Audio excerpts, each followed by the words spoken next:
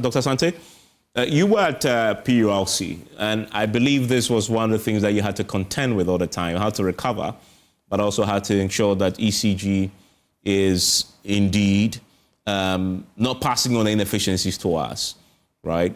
How do you assess this new levy?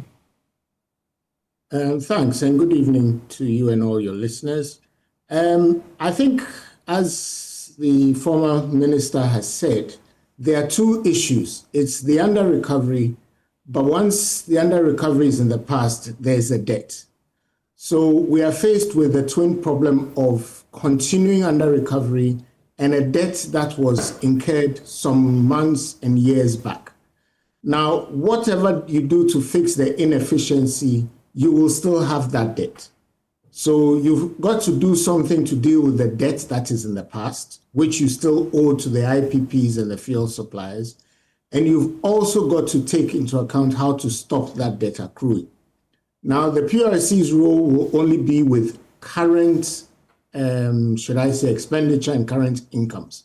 So the tariff aspect of things can only help to stop the under-recovery if the tariff is too low, and where possible, also try and put some pressure on ECG to be more efficient. But PRC cannot do anything to deal with debts that have already been incurred. And that falls on essentially the owner of the debt, which is ECG's owner, which is we the people. And the government on our behalf has to do something about it. And as I've often said, whether we like it or not, the problem has always been that we either pay for the cost of power through the tariff, or we will pay for it in the form of taxes somehow. Because the government doesn't manufacture money, the president will not take money out of his pocket, the energy minister will not take money out of his pocket. It will have to come from us, the citizens of Ghana. When Car Power threatens to shut its power plant because it's not been paid, you can't increase tariff to cover the debt that is already owed. Government has to find the money somewhere.